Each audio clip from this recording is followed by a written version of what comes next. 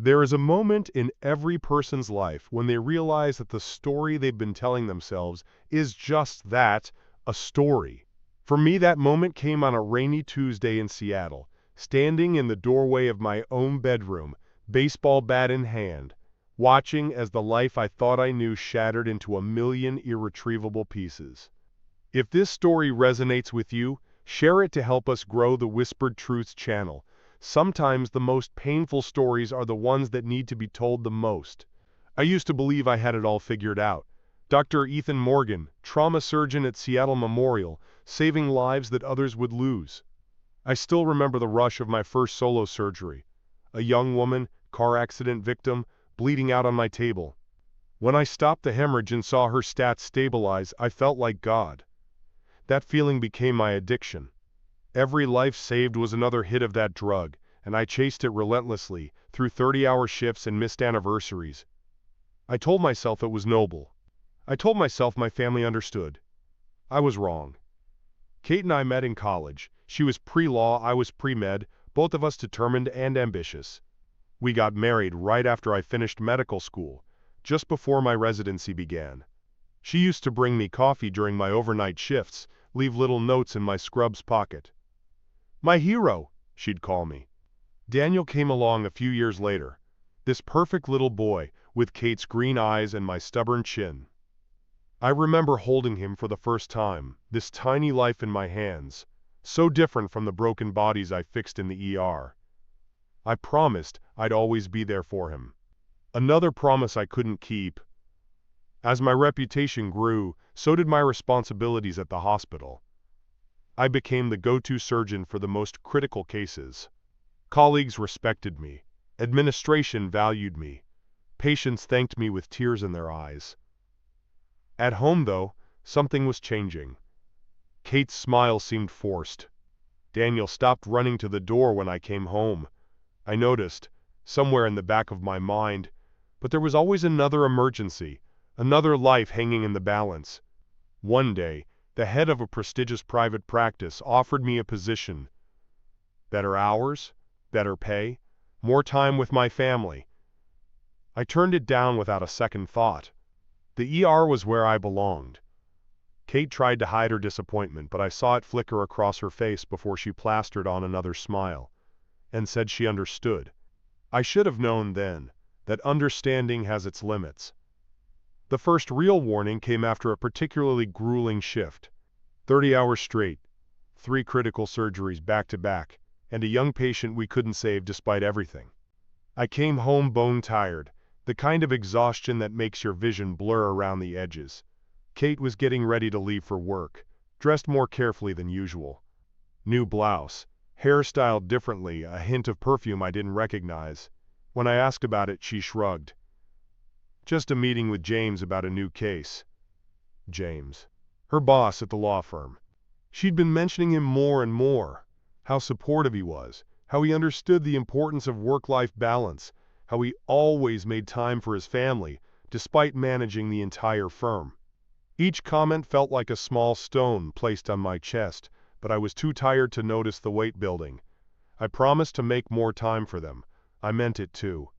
I blocked out weekends, scheduled dinner dates, made plans for Daniel's baseball games.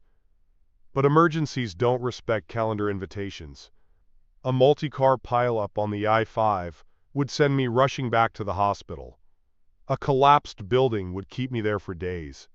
Each cancellation was met with increasing resignation. "It's fine, Ethan, we understand." But the understanding in Kate's eyes was hardening into something else. One night I came home earlier than expected. Kate was in bed, smiling at her phone, typing furiously. When she noticed me, she quickly put it away. "Just work stuff," she said too casually. A seed of doubt planted itself in my mind, but I was too exhausted to water it with questions. I crawled into bed beside her, asleep before my head hit the pillow, the space between us growing wider than the few inches it appeared to be.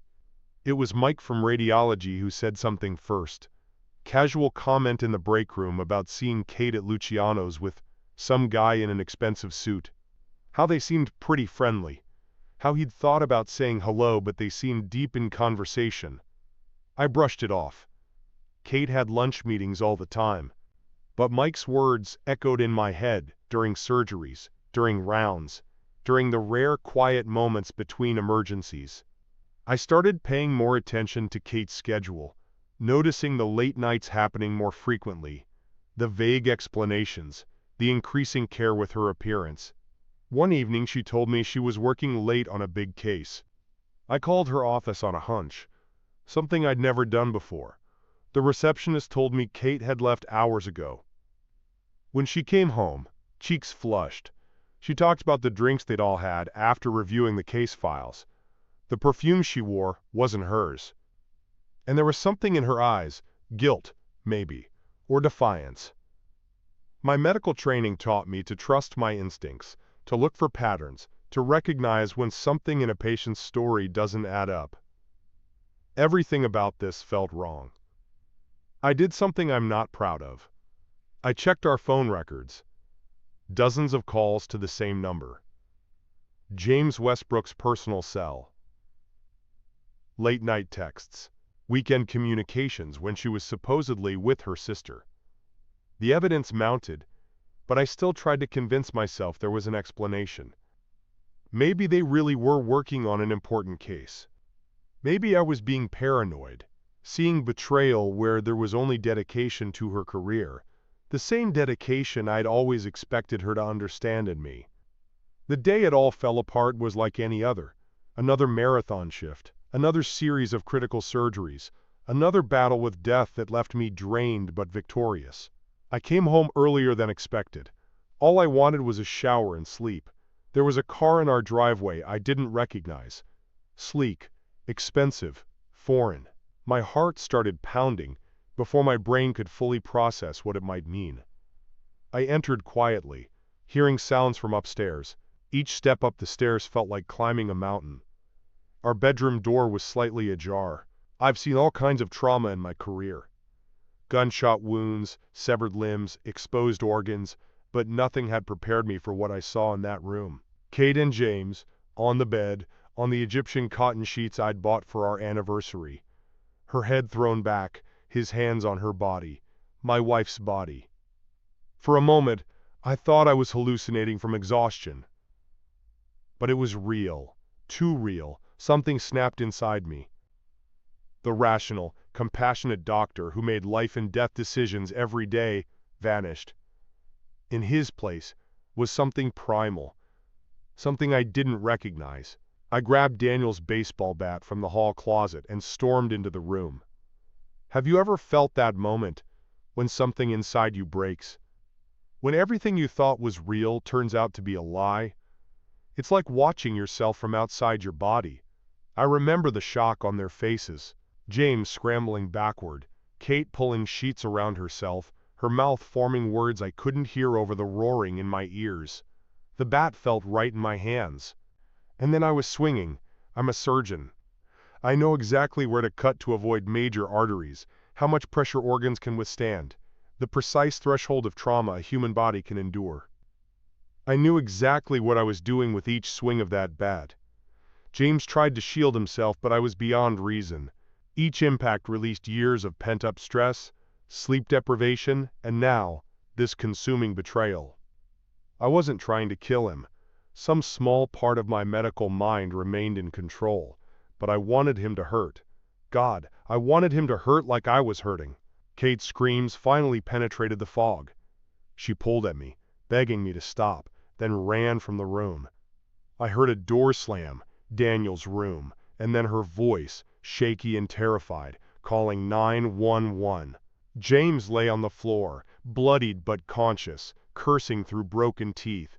I walked downstairs, still holding the bat, and sat in our living room, stared at nothing, felt nothing.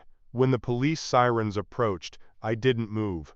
When officers burst through the door, weapons drawn, I placed the bat down carefully and put my hands up. I'm a doctor, I told them, voice mechanical. He needs medical attention. Probable rib fractures, possible concussion, facial lacerations. In the interrogation room, I described what happened with clinical detachment, as if presenting a case at morning rounds. My attorney wanted to plead temporary insanity, a respected doctor working a 36-hour shift, finding his wife in bed with another man, but I refused. Daniel was already going to have enough to deal with. I wouldn't put him through a public trial where every detail of our broken marriage would be dissected for strangers' entertainment. The police officer slid the plea agreement across the table.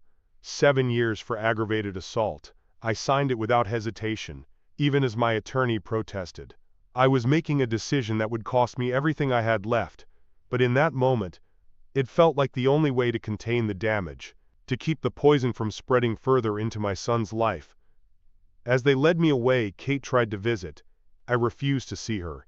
Her tear-stained face, her attempts to explain, none of it mattered anymore. The hardest decision was about Daniel.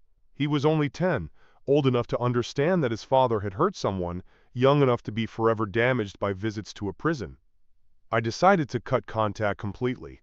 Better a clean break than years of seeing him across a visitation table, watching confusion and disappointment grow in those innocent eyes. My first night in prison, I lay on the thin mattress and stared at the ceiling, trying to pinpoint the exact moment my life had derailed. Was it when I turned down that private practice job, when I missed Daniel's championship game for an emergency surgery? Or was the foundation rotten from the start? Had I always been the kind of husband who put everything else before his family? Sleep didn't come that night or many nights after. Prison changes you. The respected surgeon became just another inmate. Dr. Morgan became simply Doc. I found ways to survive. My medical knowledge became currency, diagnosing ailments, offering advice, explaining medications to guys who'd never had proper health care. I gained a certain protection and respect for it. And I found a strange peace in this new identity, stripped of prestige and expectations. Letters came from Kate at first, tear-stained apologies, explanations, pleas for forgiveness. I read them once, then threw them away. Later, letters came from Claire, my sister, with updates about Daniel. Those I kept, hidden under my mattress like contraband. Each photo of my growing son was both precious and painful. Baseball trophies I hadn't seen him win. School awards I hadn't been there to celebrate. 5 years passed, and I built walls around my heart so high and thick I thought nothing could breach them. I was released after 5 years on good behavior.